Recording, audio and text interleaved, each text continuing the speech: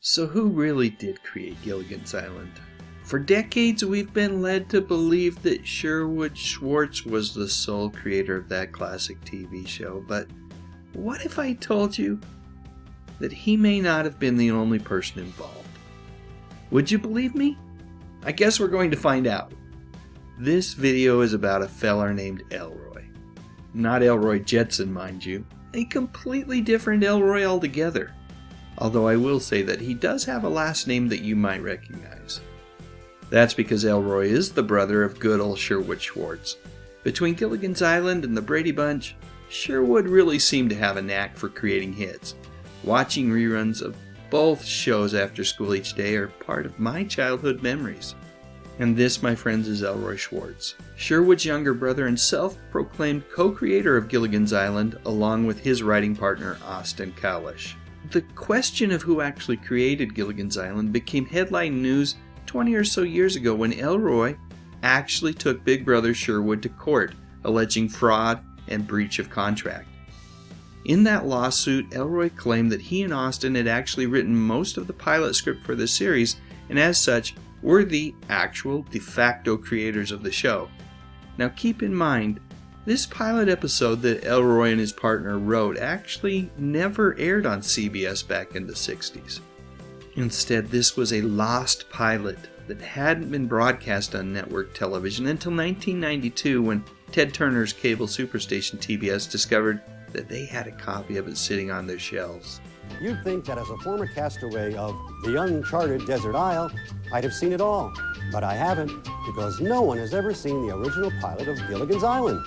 Well, thanks to TBS, now's my chance, as well as yours, to see the show that launched 1,000 rescues. The world premiere of the never-before-seen lost pilot of Gilligan's Island. Next, and exclusively on TBS. This version of Gilligan's Island was a bit different. Instead of Ginger and Mary Ann, there was Ginger and Bunny, both played by different actresses, and the professor was identified as a high school teacher in the theme song and was played by a different actor, John Gabriel. You know, it's really hard to imagine Gilligan's Island without these two, but that's exactly how it played out in the pilot. And the pilot's theme song? Oh, don't even get me started on that. Let me just say, it's not good. So here's the deal. Given that I can't find any newspaper articles saying how Elroy and Austin's lawsuit ended, I have to believe that it was settled quietly out of court. And when all was said and done, Sherwood, until his dying day, was recognized as the creator of Gilligan's Island. And when I reflect on everything that I discovered while doing my research to make this video, I really do not begrudge him that title. Clearly, Sherwood Schwartz was the man who made it all happen. Still, I'd like to think that Elroy and Austin were taken care of. Elroy himself was something of a jack of all trades. Really, what couldn't this man do? He wrote for television, he published novels, and he was even a well-renowned hypnotist during the 70s and 80s. Interestingly, Sherwood did give his younger brother credit as co-creator of another sitcom that was pretty much a repurposed version of Gilligan's Island, called Dusty's Trail. Anyone remember that one? And then during the late 70s, when the castaways were finally rescued, Sherwood asked Elroy to co-write the script to the NBC reunion movie Rescue from Gilligan's Island.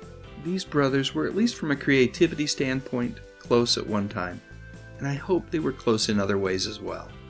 And more than anything, I certainly hope that the two of them did not let money get in the way of their relationship during their later years. I really do. You cannot put a price on being surrounded by those you love. So I mentioned earlier that Elroy was a man of many talents, and that's true even within the scope of what he did as a television writer. You see, Elroy didn't just write for sitcoms. He also wrote more dramatic stuff for TV, including a handful of episodes of The $6 Million Man. Now that, my friends, was a great television show. You know, this story reminds me just a bit of comic book writer and artist Bob Kane, who for decades was credited as the sole creator of Batman. But you see, this was Bob Kane's idea of what Batman should look like. Fortunately for all of us, Bob was working with another talented guy named Bill Finger, who came up with all sorts of cool things. Batman's costume, Robin the Boy Wonder, the Batmobile, and so many other things that make Batman the wonderful comic book character that he is. Alright, let's bring it back to Gilligan's Island. I really do believe that the same holds true for Sherwood and Elroy, although the roles may have been reversed a bit. Given that Mary Ann and Ginger didn't even show up in the pilot episode that Elroy co-wrote, it's possible that Sherwood came up with most, if not all, of the things that we love about Gilligan's Island. Who knows? It is difficult to say who created what, but here's what I like to think. Sherwood came up with the idea for the show. Elroy and Austin were brought in to flesh out and expand on those ideas, and that's exactly what they did.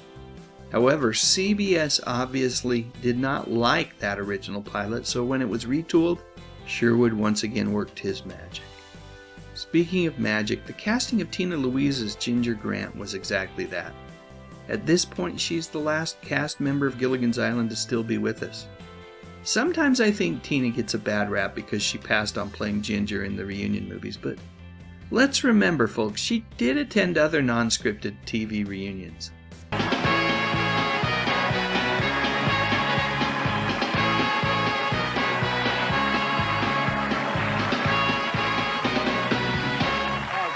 It's never sounded better, has it? I love it. Isn't that marvelous? All right, we are here with our Gilligan's Island reunion, folks. And I must tell you, many of you probably had crushes on the movie star, didn't you? Well, here she is today, the lovely Tina Louise.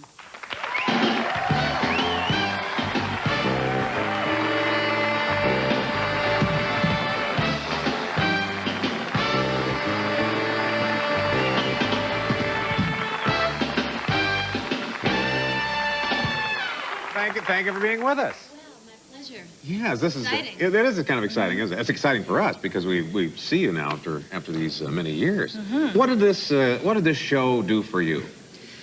Well, I had a lot of fun. At this point, Tina is 88 years old and retired from the industry for decades. But that hasn't stopped her from being a vocal advocate for children's literacy. And over the years, Tina has been an author herself, having written her memoir, as well as 2 children's books. Now it is your turn. Did Elroy deserve credit as co-creator of Gilligan's Island? Let me know what you think in the comments section. If you enjoyed this video, please remember to like and subscribe. I talk about music, movies, and mostly TV from decades gone by. You know, the good stuff. But most importantly, and as always, thank you so much for watching.